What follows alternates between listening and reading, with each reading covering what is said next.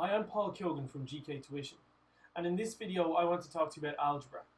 Now the question that I've chosen to go through here is 2018 Paper 1 Question 7. Now in this question we're given the following function.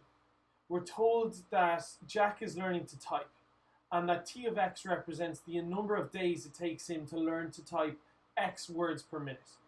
So you need to realize you've just got two variables in this equation, and they've told you that k is a constant. Now if you look at part A, it tells you that when x is 35 words per minute, t of x is 35.96. Now there's two parts to part A. Be very careful when you read it. First of all, it says write the equation in terms of k, and hence prove that k is minus 62.5. So the very first thing you should do is try and isolate your k. So if we take this equation, in order to get k on its own, we would divide both sides by this bracket. If you divide both sides by that bracket, you get k is equal to t of x divided by ln 1 minus x over 80. So that was the first thing they asked you to do, was to write the equation in terms of k. And that's what I've done there. Once you do that, it's relatively straightforward to find k, because they've told you you can just sub in the information you've been given. You've been told that t of x, which is on my top, is 35.96, and that x is equal to 35. So if I just sub those values in, I can just plug it straight into my calculator. You can plug all of that into your calculator, and when you do, to one decimal place, k works out as minus 62.5. So that's all you had to do for the first part of this question. In part B of this question, we're asked to work out how many words can Jack learn to type in 100 days. In other words, they've told you that t of x is equal to 100, and they're asking you to find the value of x. Okay? Our function now, we can sub in our answer to part A because k was a constant. So in this part of the question, k is still minus 62.5. I've been told that t of x is 100, so all we do is we sub in 100 instead of our t of x. And at this stage, you should recognize you've got one equation, you've got one unknown, which means you can find the value of x. Now, the next thing you should do is try and isolate this square bracket. And in order to do that, you're going to divide both sides by minus 62.5. If you divide both sides by minus 62.5, you end up in this situation. And I think this is the line where students tend to struggle. You've ln of that is equal to 100 over minus 62.5. At this stage, I just want you to recognize that ln is just short for log to the base e. So in fact, I've just rewritten it as, instead of ln, I've written it as log to the base e. Now you need to understand the relationship between the three different numbers you have in a scenario like this. Log 8 to the base 2 is equal to 3, because 2 to the power of 3 is equal to 8. The base to the power of the answer is equal to the number after the log. The base to the power of the answer equals the number after the log.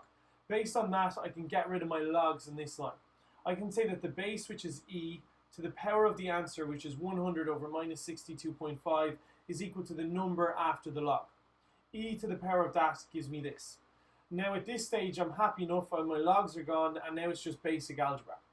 In order to get x on its own, the first thing you would do is bring the 1 to the other side. If you bring your 1 across, it becomes a minus 1. And at this stage, in order to get rid of the fraction, you would multiply both sides by 80. So you get 80 times all of this. And you're left with minus x is equal to that. If you plug all of that into your calculator, to the nearest whole number, you get minus 64. So you know that minus x is equal to minus 64. So obviously you need to just change your signs or multiply across by minus 1. If minus x is minus 64, then x is equal to 64. Okay? And make sure you put in your units. That's the 64 words per minute. In 100 days, Jack could learn to type 64 words per minute. So your final answer there is this. In part C, you're asked to draw the graph of the function. If you have the function t of x equals minus 62.5 times this, it's relatively straightforward to find your coordinates. They've told you want to sub in x equals 0, 10, 20, 30, 40, 50, 60, and 70. And they've asked you to find the number of days it takes for each of those to the nearest whole number. So if you just plug in, so you sub in x equals 10, x equals 20, x equals 30, and so on, and you should get these values. Once you have them, they're just your coordinates. This is your x, this is your y, that's your x, that's your y.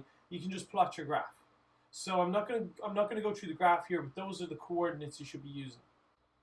In part D, we're told that a simpler function to model the amount of days it would take to learn to type a certain amount of words per minute can be given as this function.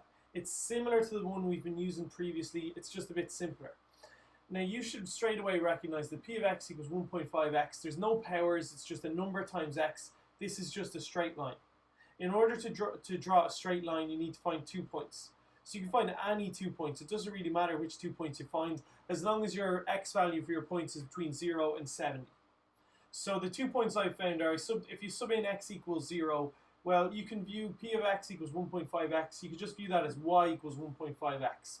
If you sub in x equals 0, then your y value works out as 0. Your first coordinate is just 0, 0. To get your second coordinate, I chose x equals 70. Again, it doesn't matter what you choose, but if you sub in x equals 70, you get y is equal to 1.5 times 70, so y is 105. So your second coordinate is the coordinate 70, 105. So if you plot both of those points, just use your ruler to join them up, then that's the graph of the line px. In E part 1 of this question, we're introduced to h of x. H of x is p of x minus t of x, where p of x is the bit we just worked out in part D. P of x is that straight line. It's the simplified version of calculating how long it takes to learn to type a certain amount of words per minute, whereas t of x is the more complicated one with the logs. We're told that h of x is the difference between the line and the curve. We're asked to find when is h of x, estimate when is h of x equal to 0. So we have to estimate when the difference between the line and the curve is 0. Well, clearly at a point like this, the difference between the line and the curve is significant. The point where the difference between the line and the curve is 0, they're just talking about the point of intersection. At the point of intersection, the difference between p of x and t of x is 0. So all they're actually asking you for in E part 1 is the point of intersection. And you need to work your way down here, and they've asked you how many words per minute. So in this case, your answer, if your graph is accurate, you should, when you work your way down from the point of intersection, it should have worked out as 62 words per minute. The one they're looking for there is 62 words per minute, and in the marking scheme, they're giving you plus or minus 2. So if you're within 2 of that, then you get the marks for that one. In the final part of this question, we're asked to use calculus to find the maximum value of h of x. In other words, the maximum difference between p of x and t of x. Now, I've worked out the first part of this. Maximum value, the first thing that should jump into your head is differentiation. Well, first of all, we need to actually write out our function. H of x is p of x minus t of x, where p of x is 1.5x minus t of x is minus 62.5 times that square bracket. Now you'll notice that it's minus t of x, so it's minus times a minus, so you actually get plus 62.5 ln 1 minus x over 80. So that's my function simplified fully. Now I want to find the maximum value of that function. To find the maximum value, what I want to do is differentiate and let the derivative equal to 0. The derivative of 1.5x is just 1.5. For this, I get the 62.5, I can just leave it in front, and I need to get the derivative of ln times 1 minus x over 80. If you look at your log tables, to get the derivative of ln of something, it's just 1 over whatever comes after the ln. So in this case, ln that becomes 1 over 1 minus x over 80. The final thing you have to do is multiply by the derivative of what's in the brackets. The derivative of 1 is just 0, and to get the derivative of minus x over 80, well, think about this. Minus x over 80, another way of writing that is just minus 1/80th times x. Now look what we did here. When I had 1.5x, the derivative of 1.5x is just 1.5. Based on the exact same logic, the derivative of minus 1/80th x is just minus 1 over 80. So when I'm getting the derivative of this, according to the log tables, it's just 1 over whatever comes after the ln, but then I multiply by the derivative of the algebra. The derivative of 1 is 0, and the derivative of minus x over 80 is minus 1/80th. Now what I did on the next line was I can multiply the 62.5 by minus 1 over 80. So that becomes minus 62.5 over 80. And for the moment, I can probably leave my derivative like that. Now, in order to find the maximum point, I'm going to have to let this equal to 0 and find the value of x. So before you watch the rest of this video, I want you to let that equal to 0 and see if you can find the value of x. Okay, so I've worked out the derivative of h of x is equal to that. In order to identify the maximum point or turning point, I need to let the first derivative equal to 0. So when I've let that equal to 0, the first thing I did here was, because this whole term is negative, I brought it to the right hand side. If you bring this term across, it becomes positive. So I get 1.5 is equal to this. You should recognize you have one equation, one unknown, so we can find the value of x. The easiest thing to do at this stage is to actually multiply both sides by the denominator here. If you multiply both sides by 1 minus x over 80, the 1 minus x over 80 on the top will cancel with the 1 minus x over 80 on the bottom on the right hand side. On the left hand side, I just get 1.5 by 1 minus x over 80. And at least that's gotten rid of some of my fractions for me. At this stage, in order to isolate that bracket, I've divided both sides by 1.5. If you divide the left by 1.5, then you're just left with this. If you divide the right by 1.5, you get 62.5 over 120. Next thing I wanted to do was bring my 1 to the other side. So if there's a plus 1 here, I want to subtract 1 from both sides. So the 1 disappears on the left, and on the right hand side I get a minus 1. My next complication is the fraction. In order to get rid of the fraction, you multiply both sides by 80.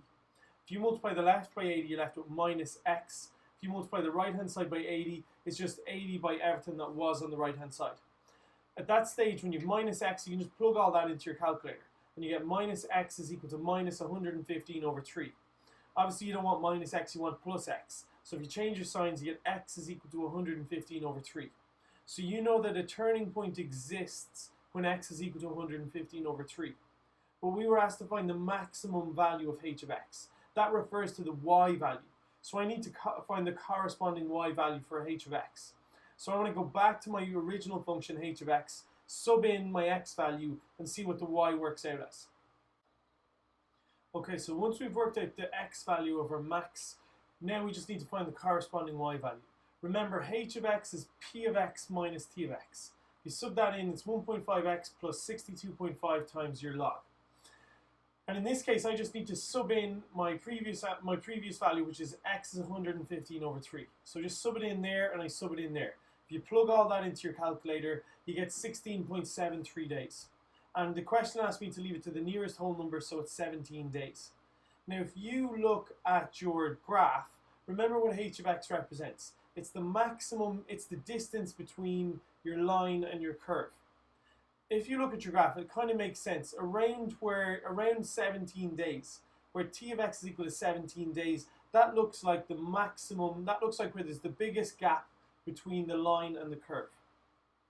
Okay, so I hope all of this video made sense. If there's anything there you're unsure of, then just make sure you let me know in class, and I'll try and clarify it for you, or I'll try and explain it differently.